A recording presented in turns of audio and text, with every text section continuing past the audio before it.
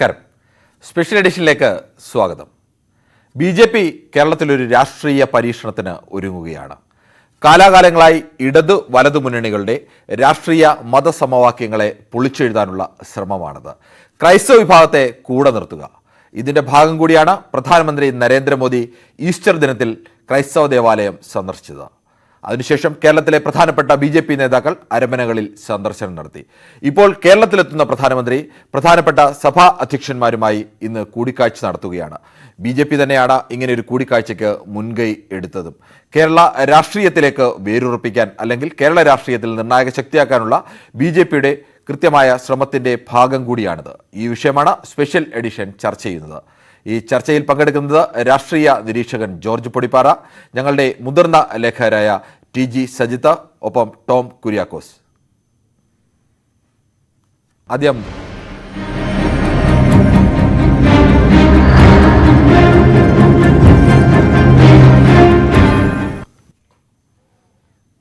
നമുക്കാദ്യം രാഷ്ട്രീയ നിരീക്ഷകൻ ശ്രീ ജോർജ് പൊടിപ്പാറയിൽ നിന്ന് തുടങ്ങാം. ശ്രീ പൊടിപ്പാറ, കേരളത്തിൽ BJP ഇതുവരെയും നേരത്തെ തന്നെ ഈ ക്രൈസ്തവ വിഭാഗങ്ങളുമായി ചില ബന്ധങ്ങൾ സ്ഥാപിക്കാൻ വേണ്ടിയുള്ള ശ്രമം കുറേ വർഷമായി തന്നെ നടത്തുന്നുണ്ട്.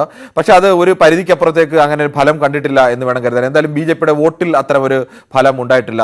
ഒരു കാലത്ത് ക്രൈസ്തവ മത മേലധ്യക്ഷന്മാർക്ക് BJPയുമായിട്ടുണ്ടായിരുന്ന ഒരു അകൽച്ച അതിപ്പോൾ ഏറെക്കുറെ മാറിയിട്ടുണ്ട്. അങ്ങനെ ചർച്ച നടത്തുന്നതിന് പ്രത്യേകിച്ച് തടസ്സങ്ങളൊന്നുമില്ല എന്ന നിലയിലേക്കൊക്കെ മാറുന്നു. കൃത്യമായ ഒരു രാഷ്ട്രീയ തന്ത്രത്തിന്റെ കൂടി ഭാഗമാണോ ഇപ്പോൾ ഇന്ന് നടക്കുന്ന ഈ ചർച്ച? അക്കാര്യത്തിൽ യാതൊരു സംശയവും വേണ്ട. വളരെ കൃത്യമായ, വളരെ ആസൂത്രിതമായ രാഷ്ട്രീയ തന്ത്രത്തിന്റെയും നീക്കത്തിന്റെയും ഒരു അന്തിമ ഘട്ടത്തിലേക്കാണ് BJP ഇപ്പൊ കടക്കുന്നത്. നമുക്കറിയാം, ഇത് വളരെ കാലമായിട്ട് നടത്തുന്ന ഒരു ശ്രമമാണ്. അക്കാര്യത്തിൽ ശ്രീധരൻ പിള്ളയെ പോലുള്ള മുൻ BJP സംസ്ഥാന പ്രസിഡന്റൊക്കെ വളരെ വലിയ ശ്രമങ്ങൾ നടത്തിയിരുന്നു. പക്ഷെ അതൊന്നും അത്ര കണ്ട് തെരഞ്ഞെടുപ്പ് ഫലങ്ങളിൽ പ്രതിഫലിച്ചില്ല. വോട്ട് ശതമാനം ഇപ്പൊ ഏറ്റവും ഒടുവിൽ PC ജോർജ് എന്ന് പറയുന്ന കത്തോലിക്ക നേതാവിനെ, അല്ലെങ്കിൽ ഒരു ക്രൈസ്തവ നേതാവിനെ മുൻനിർത്തിക്കൊണ്ട് തൃക്കാക്കര ബൈ ഇലക്ഷനിൽ നടത്തിയ പ്രചരണം പോലും അവസാനം തിരിച്ചടിക്കുന്ന കാഴ്ചയെ കണ്ടത്. 21,000 വോട്ട് മുൻപ് പൊതു തെരഞ്ഞെടുപ്പിൽ കിട്ടിയത് ബൈ ഇലക്ഷനിലേക്ക് വന്നപ്പോൾ 12,000 വോട്ടിലേക്ക് ചുരുങ്ങിയപ്പോൾ അതൊക്കെ BJP പ്രതീക്ഷിക്കാത്ത തിരിച്ചടികളാണ് ഉണ്ടായത്. പക്ഷെ ഇപ്പോ ഇതുകൊണ്ടൊന്നും അവർ ഈ പരീക്ഷണം അവസാനിപ്പിക്കാൻ ഉദ്ദേശിക്കുന്നില്ല. അതിന്റെ കാരണം എന്താണെന്ന് വെച്ചാൽ വളരെ കൃത്യമാണ്. BJPയെ സംബന്ധിച്ചിടത്തോളം കേരളത്തിലെ ന്യൂനപക്ഷങ്ങളിൽ ഏതെങ്കിലും ഒരു വിഭാഗത്തെ കൂടെ ചേർക്കാതെ മുന്നോട്ട് പോവുക, അല്ലെങ്കിൽ ഒരു തെരഞ്ഞെടുപ്പ് നേട്ടത്തിലേക്ക് എത്തുക എന്ന് പറയുന്നത് ഒട്ടും എളുപ്പമല്ല, അസാധ്യം എന്ന് വേണമെങ്കിൽ പറയാം.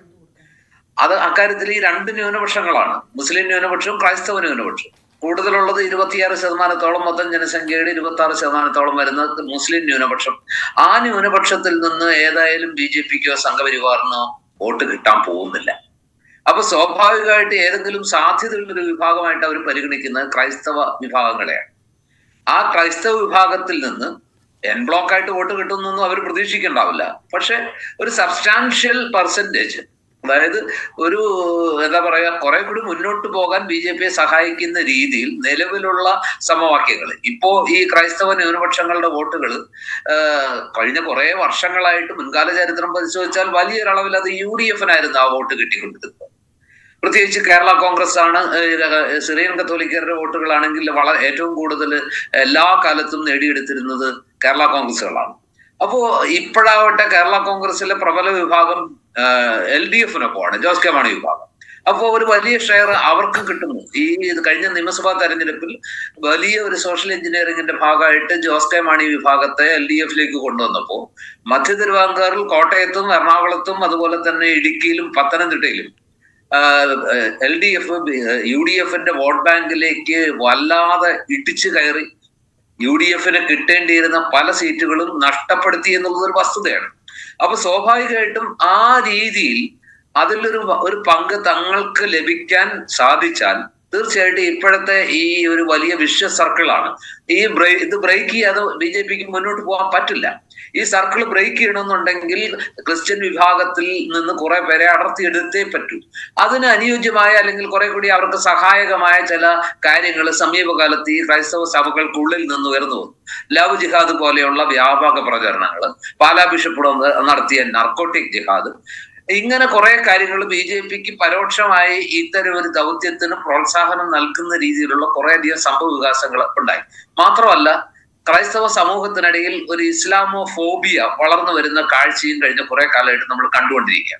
ഈ സാഹചര്യങ്ങളൊക്കെ മനസ്സിലാക്കി ഇത് ഉൾക്കൊണ്ടുകൊണ്ട് ഈ എന്താ പറയാ കലക്കവെള്ളത്തിൽ മീൻ പിടിക്കുക എന്നുള്ള ഒരു തന്ത്രം തന്നെയാണ് BJP ഉപയോഗിക്കുന്നത്.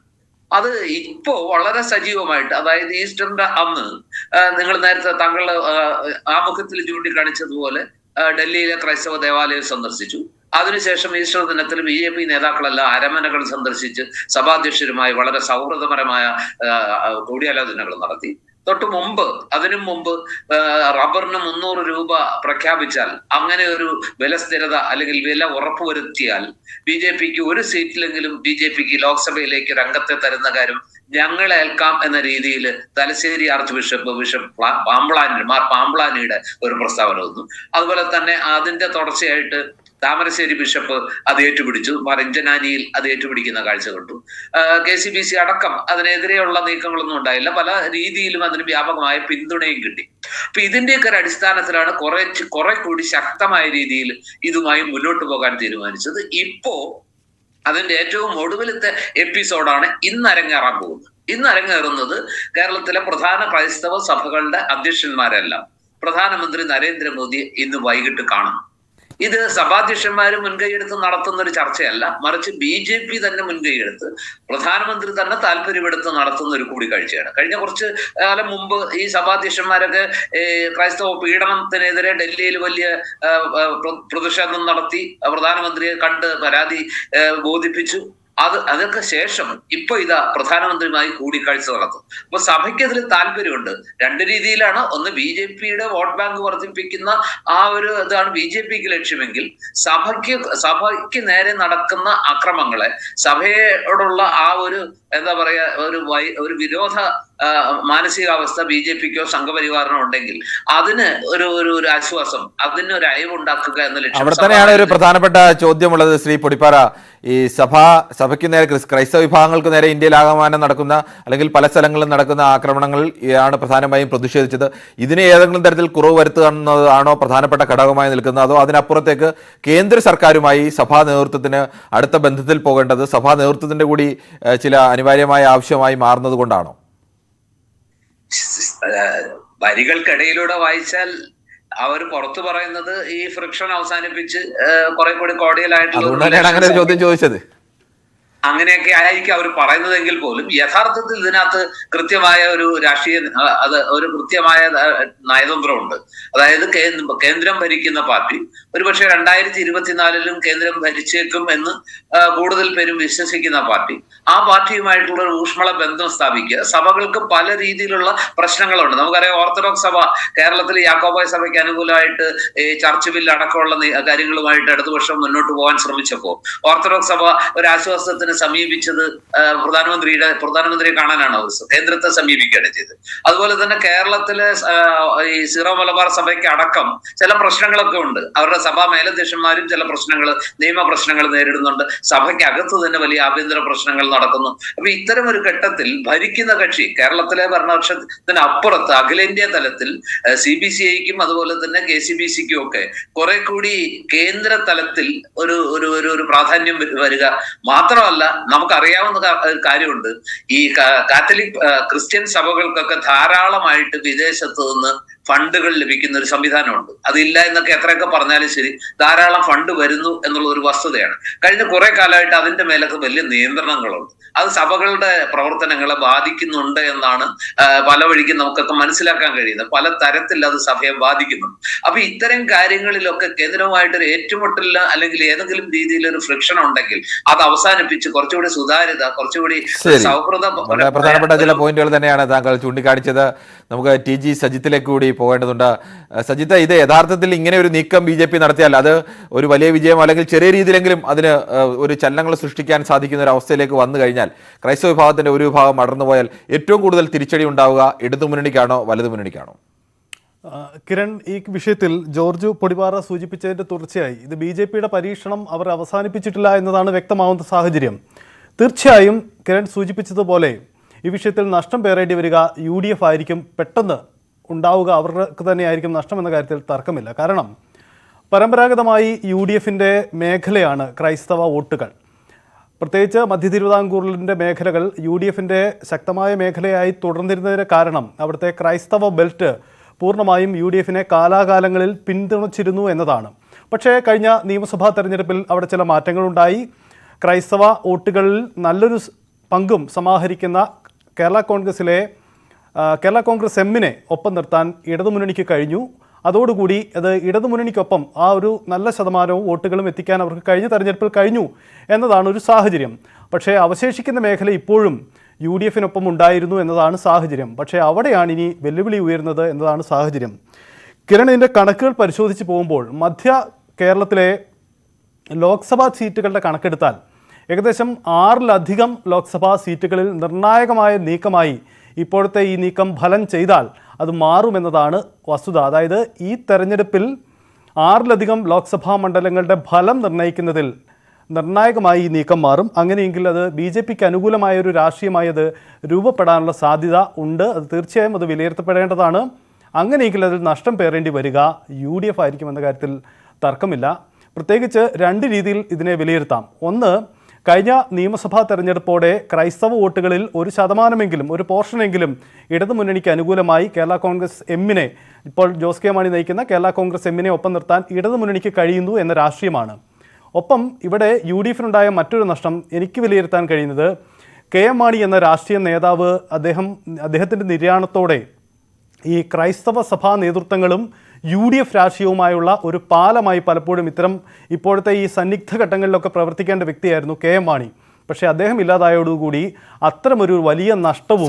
അതിനോടൊപ്പം തന്നെ ഈ ഉമ്മൻചാണ്ടിയെ പോലെ കേരളത്തിലെ കഴിഞ്ഞ 2-3 പതിറ്റാണ്ട് കാലത്തോളം കേരള രാഷ്ട്രീയത്തെ, കോൺഗ്രസ് രാഷ്ട്രീയത്തെ നിയന്ത്രിച്ചിരുന്ന ഒരു പ്രധാനപ്പെട്ട നേതാവ് ഇപ്പോൾ മുഖ്യധാരയിൽ നിന്ന് മാറി നിൽക്കുന്ന ഒരു അവസ്ഥ, സമാനമായ രീതിയിൽ നിൽക്കാൻ കഴിയുന്ന ഒരു നേതാവ് UDFിനും കോൺഗ്രസിനും ഇല്ലാതായിരിക്കുന്ന ഒരു അവസ്ഥ, ഇതുകൂടി അതിനോട് ചേർത്ത് വെക്കാവുന്നല്ലേ? തീർച്ചയായും കിരൺ, ഞാനതിലേക്ക് വരികയായിരുന്നു. അതായത് ഉമ്മൻചാണ്ടി ഇപ്പോൾ സജീവമായി രാഷ്ട്രീയത്തിലില്ല. ഇത്തരം ഘട്ടങ്ങളിലൊക്കെ ഇടപെടാൻ കഴിയുന്ന അല്ലെങ്കിൽ മുൻകാലങ്ങളിൽ ഇടപെട്ടിരുന്ന ഒരു വ്യക്തിയാണ് ഉമ്മൻചാണ്ടി. പക്ഷേ അദ്ദേഹത്തിൻ്റെ ഈ സജീവത ഇല്ലാതായതും സ്വാഭാവികമായും UDFിന് നഷ്ടം പേറേണ്ടി വരുന്നുണ്ട്. കാരണം ഇത്തരം സഭാ നേതൃത്വങ്ങളുമായുള്ള നിരന്തര ആശയവിനിമയം നടത്തുന്നതിൽ 2 പ്രമുഖരായിരുന്നു. ഒന്ന് കേരള കോൺഗ്രസിൽ നിന്ന് KM മാണിയും കോൺഗ്രസ് നേതൃത്വത്തിൽ നിന്ന് അത് ഉമ്മൻചാണ്ടിയുമായിരുന്നു.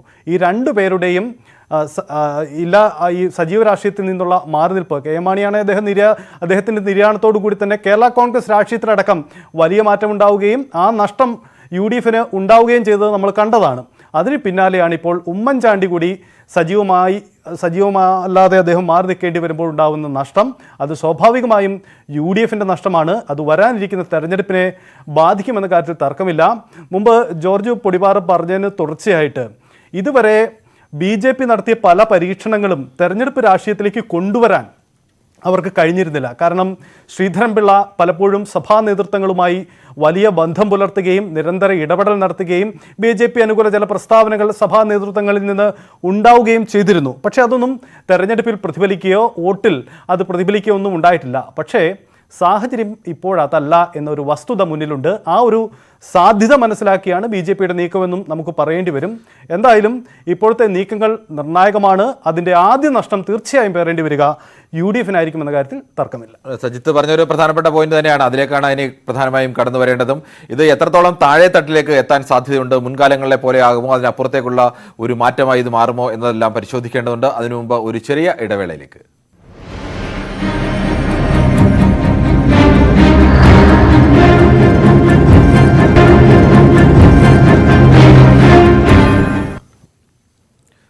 സ്പെഷ്യൽ എഡിഷൻ തുടരുകയാണ്. കേരളത്തിലെ സഭകളുമായി ചേർന്ന് ഇന്നും സഭാ അധ്യക്ഷന്മാരുമായി പ്രധാനമന്ത്രി ഇന്ന് ചർച്ച നടത്തുകയാണ്. ഈ വിഷയമാണ് ചർച്ച ചെയ്തുകൊണ്ടിരിക്കുന്നത്. ടോം കുര്യാക്കോസ് കൂടി ചേരുന്നുണ്ട്.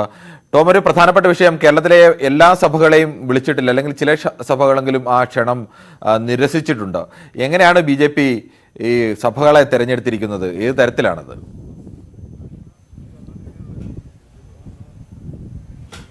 കിരൺ, നമുക്കെല്ലാവർക്കും അറിയാവുന്നതുപോലെ BJP 2024 പൊതുതെരഞ്ഞെടുപ്പിനെ നേരിടാൻ ഒരുങ്ങുന്നു. അത് ഹാട്രിക് വിജയമാണ് ലക്ഷ്യമിടുന്നത്. അതിൽ പ്രധാനമായും ദക്ഷിണേന്ത്യൻ സംസ്ഥാനങ്ങളിൽ നിന്നും കൂടുതൽ സീറ്റുകൾ അവർ ലക്ഷ്യമിടുന്നുണ്ട്. അതിൽ കേരളമാണ് ഒരു പ്രധാനപ്പെട്ട BJPയുടെ ശ്രദ്ധാകേന്ദ്രം. അതിൽ ഈ ഹൈന്ദവ വോട്ടുകൾ മാത്രമല്ല, മതന്യൂനപക്ഷങ്ങളെ കൂടി ഒപ്പം നിർത്തുക. അതിൽ മുസ്ലിം വോട്ടുകൾ അവർക്കൊപ്പം ഉണ്ടാകില്ല എന്ന് മനസ്സിലാക്കിക്കൊണ്ട് തന്നെ ക്രൈസ്തവ വിഭാഗത്തെ ഒപ്പം നിർത്തുക എന്നൊരു തന്ത്രം ആണ് ഇപ്പോൾ BJP പയറ്റിക്കൊണ്ടിരിക്കുന്നത്. പ്രധാനമന്ത്രി നരേന്ദ്രമോദി ഡൽഹിയിൽ ഈസ്റ്റർ ദിനത്തിൽ അവിടുത്തെ ദേവാലയം സന്ദർശിക്കുന്നു. അതേ ദിവസം തന്നെ ഇവിടുത്തെ കേരളത്തിലെ BJP നേതാക്കൾ വിവിധ അരമനകളിലും അതോടൊപ്പം തന്നെ ക്രൈസ്തവ ഭവനങ്ങളിലും സന്ദർശനം നടത്തുകയും ഈ ക്രൈസ്തവ വിഭാഗങ്ങളുമായി കൂടുതൽ അടുക്കാനുള്ള ഒരു ശ്രമം നടത്തുകയും ചെയ്തിരുന്നു. അതിന് പിന്നാലെയാണ് പ്രധാനമന്ത്രി നരേന്ദ്രമോദി ഇന്ന് ക്രൈസ്തവ മതമേലധ്യക്ഷന്മാരുമായി കൊച്ചിയിൽ കൂടിക്കാഴ്ച നടത്തുന്നത്. അതിൽ വലിയ രാഷ്ട്രീയ ലക്ഷ്യം കൂടിയുണ്ട്. അതായത് കേരളത്തിൽ രാജ്യത്ത് ക്രൈസ്തവ വിഭാഗങ്ങൾ വലിയൊരു അരക്ഷിതരാണ് എന്നൊരു തോന്നൽ മുൻപുണ്ടായിരുന്നുവെങ്കിൽ അത് മാറ്റാനുള്ള ഒരു ശ്രമമാണ് നരേന്ദ്രമോദിയുടെ ഭാഗത്തുനിന്ന് ഉണ്ടായിരിക്കുന്നത്. പ്രധാനമായും നേരത്തെ ഇത് UDFന്റെ ഒരു വോട്ട് ബാങ്കാണ് ഈ ക്രിസ്ത്യൻ വിശ്വാസികൾ, ക്രൈസ്തവ വിശ്വാസികൾ.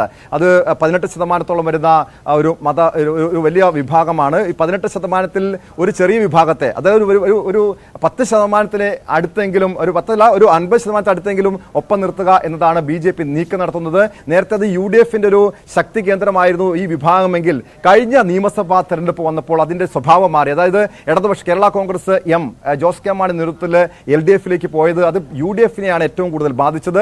ഇത്തവണയും അതായത് അത് BJP കൂടി ആ വോട്ടുകളിലേക്ക് കണ്ണുവെക്കുമ്പോൾ BJP പ്രധാനമായും കേരളത്തിൽ 4 ലോക്സഭാ മണ്ഡലങ്ങളിലാണ് ലക്ഷ്യം വെക്കുന്നത്: തിരുവനന്തപുരം, പത്തനംതിട്ട, തൃശൂർ, പാലക്കാട്. അതിൽ ഈ തൃശൂരും തിരുവനന്തപുരവും ക്രൈസ്തവ വിഭാഗങ്ങൾക്ക് വലിയ സാമാന്യ സ്വാധീനമുള്ള മേഖലകളാണ്. തൃശൂരിൽ സീറോ മലബാർ സഭ, സുറിയാനി സഭകളുടെ ഒരു സ്വാധീനം, അതായത് ഹൈന്ദവ വോട്ടുകൾ മാത്രമല്ല, സുറിയാനി സഭകളുടെ വോട്ടുകൾ കൂടി, വിശ്വാസികളുടെ വോട്ടുകൾ കൂടി ഉണ്ടെങ്കിൽ മാത്രമേ അത് സുരേഷ് ഗോപി ആയിക്കോട്ടെ മറ്റാര് വന്നാലും ഒരു വിജയം നേടാൻ കഴിയുകയുള്ളൂ എന്ന് മനസ്സിലാക്കിക്കൊണ്ട് തന്നെ ആ ഒരു മിഷൻ 2024 അതിലേക്ക് BJP അടുക്കുമ്പോൾ BJPക്ക് കൃത്യമായ ഒരു ലക്ഷ്യങ്ങളുണ്ട്, കൃത്യമായ അജണ്ടയുണ്ട്. ക്രൈസ്തവ വിഭാഗങ്ങളിൽ, അതായത് ഇന്ന് 8 എപ്പിസ്കോപ്പൽ സഭകളിലെ മതമേലധ്യക്ഷന്മാരുമായിട്ടാണ് BJP നേതാവ്, അതായത് നരേന്ദ്രമോദി ഇന്ന് കൂടിക്കാഴ്ച നടത്തുന്നത്. മാർത്തോമ സഭ ഈ കൂടിക്കാഴ്ചയിൽ നിന്ന് തങ്ങൾ ആ ക്ഷണം നിരസിച്ചിരുന്നു. CSI സഭയും മറ്റ് പ്രൊട്ടസ്റ്റന്റ് സഭകളും കൂടിക്കാഴ്ച അവരെ ക്ഷണം ലഭിച്ചിട്ടില്ല. അതായത് പത്തനംതിട്ട ജില്ലയിൽ BJP ആ സീറ്റ് ലക്ഷ്യമിടുന്നുണ്ടെങ്കിൽ, ലോക്സഭാ സീറ്റ് ലക്ഷ്യമിടുന്നുണ്ടെങ്കിൽ, പക്ഷേ പത്തനംതിട്ടയിൽ കൃത്യമായ സ്വാധീനമുള്ള മാർത്തോമ സഭയും അതോടൊപ്പം മറ്റ് പ്രൊട്ടസ്റ്റന്റ് സഭകളും ഈ കൂടിക്കാഴ്ചയിൽ പങ്കെടുക്കുന്നില്ല എന്നത് തന്നെയാണ് ഏറ്റവും എടുത്തു പറയേണ്ട കാര്യം. അതിനകത്തും BJPക്ക് കൃത്യമായ അജണ്ടയുണ്ട്. അതായത് ഈ മതപരിവർത്തനം, അത് ഈ പ്രൊട്ടസ്റ്റന്റ് സഭകളാണ് പലയിടങ്ങളിലും മതപരിവർത്തനം നടത്തുന്നത് എന്ന് മനസ്സിലാക്കിക്കൊണ്ട് BJPയുടെയും RSSന്റെയും ഒരു അജണ്ടയുടെ ഭാഗമായിട്ട് തന്നെയാണ് അവരെ ഒഴിവാക്കിയത് എന്നാണ് മനസ്സിലാക്കേണ്ടത്. പക്ഷേ കേരളത്തിലെ ഒരു പ്രബല ശക്തിയായിട്ടുള്ള സീറോ മലബാർ സഭയുടെ അധ്യക്ഷൻ കർദിനാൾ മാർ ജോർജ് ആലഞ്ചേരി തന്നെ പറഞ്ഞിരുന്നു, രാജ്യത്ത് ക്രൈസ്തവ സമൂഹം BJPക്ക് കീഴിൽ അരക്ഷിതരല്ല എന്ന് ഈസ്റ്റർ ദിനത്തിൽ ഒരു മാധ്യമത്തിന് നൽകിയ അഭിമുഖത്തിൽ അദ്ദേഹം വ്യക്തമാക്കിയതാണ്. അതായത് പൊതുവെ ക്രൈസ്തവ സമൂഹത്തിന് ആ ഒരു ആശങ്കയില്ല എന്ന് തന്നെയാണ് പൊതുവെ ഈ ക്രൈസ്തവ മതമേലധ്യക്ഷന്മാരുടെ വാക്കുകളിൽ നിന്നും മനസ്സിലാക്കുന്നത്. വടക്കേന്ത്യൻ സംസ്ഥാനങ്ങൾ, അത് BJP തന്നെ വ്യക്തമാക്കിയിരുന്നു, അവിടെ മതപരിവർത്തനവുമായി നിങ്ങൾ വന്നപ്പോഴാണ് ഞങ്ങൾ പ്രതിരോധിച്ചത്. അതായത് BJP നേരിട്ടല്ല, ചില സംഘപരിവാർ സംഘടനകൾ പ്രതികരിച്ചത്. പക്ഷേ നിങ്ങൾ ആ ഒരു മതപരിവർത്തനത്തിൽ നിന്നും പിന്മാറിയാൽ ഒരു കാരണവശാലും അത്തരമൊരു ആക്രമണങ്ങൾ ഉണ്ടാകില്ല എന്ന് BJP നേതൃത്വം തന്നെ ഈ ക്രൈസ്തവ സഭാ മതമേലധ്യക്ഷന്മാർക്ക് കൃത്യമായ അവരുടെ സന്ദേശം അറിയിച്ചിട്ടുണ്ട്. പക്ഷേ ഈ നേതൃത്വം, അതായത് ക്രൈസ്തവ സഭാ നേതൃത്വം നേരത്തെ കർദിനാൾ മാർ ജോർജ് ആലഞ്ചേരിയും ഓസ്വാർഡ് ഗ്രേഷ്യസും അതോടൊപ്പം ക്ലീമീസ് ബാവയും ഡൽഹിയിലെത്തി കഴിഞ്ഞ വർഷം പ്രധാനമന്ത്രിയുമായി കൂടിക്കാഴ്ച നടത്തിയിരുന്നു. അന്ന് ക്രൈസ്തവ സഭകളുടെ ആശങ്കകൾ പങ്കുവച്ചിരുന്നു. പക്ഷേ ഇപ്പോഴത്തെ കേരളത്തിലൊരു പ്രസക്തമായിട്ടുള്ള കാര്യം ഇവിടുത്തെ കാർഷിക ഉൽപ്പന്നങ്ങളുടെ വില വർധനവ്, അതാണ് അവർ പ്രധാനമായും ഉന്നയിക്കുന്നത്. നേരത്തെ മാർ ജോസഫ് പാംപ്ലാനി, തലശ്ശേരി രൂപത അധ്യക്ഷൻ, അദ്ദേഹം വ്യക്തമാക്കിയത് കൂടിയാണ്. നമുക്ക് ശ്രീ ജോർജ് പൊടിപ്പാറയിലേക്ക് ഒരിക്കൽ കൂടി പോകേണ്ടതുണ്ട്. ശ്രീ ജോർജ് പൊടിപ്പാറ, ഇതെല്ലാം പറയുമ്പോഴും നമ്മുടെ മുന്നിലുള്ള പ്രധാനപ്പെട്ട ഒരു ചോദ്യം, ഇത് എത്രത്തോളം ഈ സഭാ അധ്യക്ഷന്മാർ നടത്തുന്ന ഈ ചർച്ച അല്ലെങ്കിൽ സഭാധ്യക്ഷന്മാരുടെ നിലപാടുകൾ, പ്രസ്താവനകൾ, ഇത് എത്രത്തോളം താഴെ തട്ടിലേക്ക് എത്താൻ സാധ്യതയുണ്ട്? കിരൺ, ഈ സഭാ മേലധ്യക്ഷന്മാരെ എന്ത് ഉറപ്പ് കൊടുത്താലും ഒരു വലിയ ഒഴുക്കൊന്നും BJPയിലേക്ക് ഉടനെ ഉണ്ടാകുന്നത് നമുക്ക് കേരളത്തിന്റെ രാഷ്ട്രീയം അറിയുമ്പോൾ മനസ്സിലാക്കിയെടുത്തോളം നമുക്ക് വിശ്വസിക്കാൻ എളുപ്പമല്ല. ഒരുപക്ഷെ സഭയായിട്ട് വളരെ അടുത്ത് നിൽക്കുന്ന, സഭയുടെ വികാരങ്ങൾ ഉൾക്കൊള്ളുന്ന ഒരു ഒരു വിഭാഗം ഒരുപക്ഷെ ചേർന്ന് പോയേക്കാം, അല്ലെങ്കിൽ സഭയുടെ താല്പര്യങ്ങൾ പ്രധാനമാണ് എന്ന നിലയ്ക്ക് സഭയുടെ ആ ഒരു ആഹ്വാനത്തെ ഉൾക്കൊണ്ടെന്ന് വരാം. പക്ഷെ അത് 50% പോയിട്ട് ഒരു 10% അങ്ങനെ ഉണ്ടായാൽ തന്നെ BJPക്ക് നേട്ടാം. അതല്ലാതെ കേരളത്തില് നമുക്കറിയാം UDF-നൊപ്പം നിൽക്കുന്നവർക്കും LDF-നൊപ്പം നിൽക്കുന്നവർക്കും ഒക്കെ കൃത്യമായ രാഷ്ട്രീയ പ്രബുദ്ധതയുണ്ട്. അവർക്ക് അവരവരുടെ രാഷ്ട്രീയ കാഴ്ചപ്പാടനുസരിച്ച് തന്നെയാണ് ഈ മുന്നണികൾക്കൊപ്പം നിൽക്കുന്നത്. ഒരുപക്ഷെ വിമോചന സമരത്തിൽ ഏറ്റവും സജീവമായി പങ്കെടുത്ത ഒരു സമൂഹം എന്നുള്ള നിലയ്ക്ക് അതിന്റെ ഒരു ഹാങ് ഓവർ, അല്ലെങ്കിൽ അതിന്റെ ഒരു തുടർച്ച ഇപ്പോഴും കുറെ ഈ ക്രൈസ്തവ വിഭാഗങ്ങളുടെ, പ്രത്യേകിച്ച് ഈ മുസ്ലിം ക്രിസ്ത്യൻ വിഭാഗങ്ങളുടെ ഉള്ളിലുണ്ട്. അത് തന്നെയാണ് അവർ ഈ UDF-ആയിട്ട് കാലാകാലങ്ങളിൽ വലിയ ബന്ധം, ആ ബന്ധം ഇപ്പോഴും തുടർന്നു പോകാൻ ഉള്ള ഒരു പ്രധാന കാരണം. പക്ഷെ LDF-ന്റെ നയങ്ങളിലും നിലപാടുകളിലും ഒരുപാട് മാറ്റം വന്നു. അവർ വളരെ ഫ്ലെക്സിബിളായി, പഴയ പോലെ പള്ളി വിരോധമില്ല. അതുപോലെ തന്നെ പണ്ട് EMS നമ്പൂതിരിപ്പാട് P. ജോസഫിനോട് പറഞ്ഞ പോലെ പള്ളിയും പട്ടക്കാരനുമായിട്ടുള്ള ബന്ധം ഉപേക്ഷിച്ച് വരാൻ ആ രീതിയിലൊന്നും ഇപ്പൊ അവർ പറയുന്നില്ല. നേരെ മറിച്ച് നമ്മൾ കണ്ട കാഴ്ച എന്താ, ജോസ് കെ മാണി പറഞ്ഞ മുന്നോട്ട് വെച്ച മുഴുവൻ ഉപാധികളും നിരുപാധികം അംഗീകരിച്ചു കൊടുത്ത് മറ്റു ഘടക കൂടി നേരത്തെ തന്നെ ഈ ഒരു ബന്ധം ക്രൈസ്തവ വിഭാഗത്തിന്റെ ഒരു നാച്ചുറൽ അലകി കൂടിയായിരുന്നു കോൺഗ്രസും UDF-ഉം. പക്ഷേ ഇപ്പോഴത്തെ ഒരു അവസ്ഥയിൽ ഈ കോൺഗ്രസ് UDF-ൽ നിന്ന് ആകെ PJ ജോസഫ് എന്ന് പറയുന്ന ഒരു പ്രധാനപ്പെട്ട നേതാവ് മാത്രമാണുള്ളത്. പക്ഷേ PJ ജോസഫിന്റെ പാർട്ടിയുടെ സ്ഥിതി എന്താണെന്ന് കേരള സമൂഹത്തിന് ഇപ്പോൾ അറിയാം. പക്ഷേ UDF-നുള്ളിൽ അങ്ങനെ കേരള കോൺഗ്രസിൽ നിന്ന് ക്രൈസ്തവ വോട്ട് സമാഹരിക്കാൻ കഴിയുന്ന ഒരു പ്രധാന പാർട്ടിയില്ല എന്നൊരു വലിയ പ്രതിസന്ധിയായി നിൽക്കുകയില്ലേ അവർക്ക്? തീർച്ചയായിട്ടും അതൊരു പ്രശ്നം തന്നെയാണ്. പക്ഷെ ഇപ്പോഴത്തെ ഒരു അവസ്ഥയിൽ നേരത്തെ സജിത്ത് പറഞ്ഞ ആ ഒരു കാഴ്ചപ്പാടിനോട് എനിക്ക് പരിപൂർണമായിട്ട് യോജിക്കാൻ പറ്റില്ല. കാരണം കഴിഞ്ഞ നിയമസഭാ തെരഞ്ഞെടുപ്പിൽ ക്രൈസ്തവ വോട്ടുകളുടെ പ്രധാന ഗുണഭോക്താക്കളായി മാറിയത് LDF ആണ്, പ്രത്യേകിച്ച് ജോസ് കെ മാണി വിഭാഗം കൂടെ ചേർന്ന്. അതിന്റെ ഒരു ഫലമാണ് പത്തനംതിട്ടയിലും ഇടുക്കിയിലും കോട്ടയത്തും ഈവൻ കാഞ്ഞിരപ്പള്ളി ഇവിടെ അടക്കം കോതമംഗലം അടക്കമുള്ള സീറ്റുകളിൽ അവർ നേടിയ വിജയം. പക്ഷെ നമ്മൾ കാണേണ്ടത് ഇതൊന്നും ഈ സഭയ്ക്കകത്ത് തന്നെ വലിയ യോജിപ്പൊന്നുമില്ല. ഇപ്പൊ ഈ നീക്കത്തില് BJP ആയിട്ടുള്ള നീക്കത്തില് സഭാധ്യക്ഷന്മാർ നടത്തുന്ന ഈ ചുവടുവെപ്പിനോട് ചങ്ങനാശ്ശേരി അതിരൂപതയോ പാലാ രൂപതയോ കാഞ്ഞിരപ്പള്ളി രൂപതയോ കോതമംഗലം രൂപതയോ അങ്ങനെയുള്ള കാഞ്ഞിരപ്പള്ളി രൂപതയോ ഇവരൊന്നും കാണിക്കുന്ന ഒരു അഫിനിറ്റി, ആ ഒരു പ്രണയം എറണാകുളം അങ്കമാലി അതിരൂപതയ്ക്കില്ല, അവിടുത്തെ വൈദികർക്കും ഇല്ല, അവിടുത്തെ വിശ്വാസികൾക്കും ഇല്ല. തൃശ്ശൂരിലേക്ക് വരുമ്പോൾ നമ്മൾ പലപ്പോഴും വിചാരിക്കാറുണ്ട് UDF-ന്റെ ശക്തി ക്രൈസ്തവ വോട്ടുകൾ. യഥാർത്ഥത്തിൽ 2-3 തെരഞ്ഞെടുപ്പായിട്ട് തൃശ്ശൂരിലെ ക്രൈസ്തവരിൽ നല്ലൊരു പങ്കും UDF-ന് അല്ല വോട്ട് ചെയ്യുന്നത് എന്നുള്ളതൊരു സത്യമാണ്. ഞാൻ തൃശ്ശൂർക്കാരനാണ്. ഇവിടെ പ്രധാനപ്പെട്ട ക്രൈസ്തവ കേന്ദ്രങ്ങൾ അടങ്ങുന്ന സ്ഥലങ്ങളിൽ പോലും UDF നിരുപാധികം കീഴടങ്ങുന്ന അവസ്ഥയാണ്, തോറ്റുപോകുന്നൊരവസ്ഥയാണ്. ഈവൻ എത്ര സീറ്റുകളിലാണ് കഴിഞ്ഞ തവണ ആകപ്പാടെ ജയിച്ച ചാലക്കുടിയിൽ മാത്രമാണ്. ബാക്കി ക്രൈസ്തവ കേന്ദ്രങ്ങളായ പാവർട്ടിയും അതുപോലെ പറപ്പൂരും ഇങ്ങനെ ഒരുപാട് സ്ഥലങ്ങൾ എല്ലാം ഉൾപ്പെടുന്ന പല മേഖലകളുണ്ട്. കാഞ്ഞാണി, കണ്ടശങ്കടവ്, ഇങ്ങനെയുള്ള ഒത്തിരി മേഖലകൾ. പക്ഷെ അവിടെ ഒന്നും കോൺഗ്രസിന്റെ UDF-ന്റെ ഒരു സ്ഥാനാർത്ഥിയും വിജയിക്കാത്ത കാഴ്ചയാണ് നമ്മൾ കാണുന്നത്. അങ്ങനെ വരുമ്പോ ആർക്കാണ് ഈ വോട്ട് ഇപ്പൊ കൂടുതൽ കിട്ടുന്നത്? ഞാൻ പറഞ്ഞു വന്നത്, ചില രൂപതകൾക്ക് ഈ നീക്കങ്ങളോട് കുറച്ച് ആവേശവും അഫിനിറ്റിയും കൂടുതലുണ്ടാകാം. പക്ഷെ മറ്റു പലർക്കും അതേ അളവിൽ ആ പ്രണയം ഇല്ല, ആ ഒരു ആവേശവും ഇല്ല. അവര് എതിർക്കുന്നില്ല എന്ന് മാത്രമേ ഉള്ളൂ. അവിടെയുള്ള വിശ്വാസികളൊക്കെ ഈ BJP കളത്തിലേക്ക് ചെന്ന് പെടുമെന്ന് നമുക്ക് കരുതാനും പറ്റില്ല. ഇത് തന്നെയാണ് കുറച്ചുകൂടി വിശദമായിട്ട് പറഞ്ഞാൽ കത്തോലിക്ക സഭയ്ക്ക് ഉണ്ടാകുന്ന ഒരു ആവേശം ഒരുപക്ഷെ ഓർത്തഡോക്സ് സഭയ്ക്കോ യാക്കോബായ സഭയ്ക്കോ ഉണ്ടായിന്ന് വരില്ല. അത്ര പോലും ആവേശം മാർത്തോമാ സഭയ്ക്ക് ഉണ്ടാവില്ല. ഇപ്പൊ തന്നെ ഇവർ ഒഴിവാക്കി നിർത്തിയിരിക്കുന്ന പെന്തക്കോസ്ത് സഭകൾ ചില ജില്ലകളിലെങ്കിൽ പത്തനംതിട്ട പോലുള്ള ചില ജില്ലകളിൽ വളരെ ശക്തമാണ്. ശരി, സമയക്കുറവുള്ളതുകൊണ്ട് മാത്രമാണ് ഇടപെടുന്നത്. താങ്കൾ പറഞ്ഞ അവസാനത്തെ പോയിന്റും പ്രധാനമായിരുന്നു. ഇടതുമുന്നണി ഇത് നേട്ടമാകുമോ, ഇടതുമുന്നണിക്ക് ഏതെങ്കിലും തരത്തിൽ ഇത് ബാധിക്കുമോ, ഇത്തരം വിഷയങ്ങൾ കൂടി ചർച്ച ചെയ്യേണ്ടതായിരുന്നു. എന്തായാലും BJPയുടെ ഭാഗത്തു നിന്ന് നിർണായകമായ ഒരു രാഷ്ട്രീയ നീക്കമാണ് നടക്കുന്നത്. പ്രധാനമന്ത്രി തന്നെ നേരിട്ട് 8 സഭകളുടെ മേധാവികളുമായി ഇന്ന് വൈകിട്ട് ചർച്ച നടത്തുന്നു. കേരള രാഷ്ട്രീയത്തെ ഇത് എങ്ങനെ മാറ്റും എന്നത് ഭാവി നിശ്ചയിക്കേണ്ട ഘടകം തന്നെയാണ്. ഈ സ്പെഷ്യൽ എഡിഷൻ പൂർണ്ണമാവുകയാണ്. നമസ്കാരം.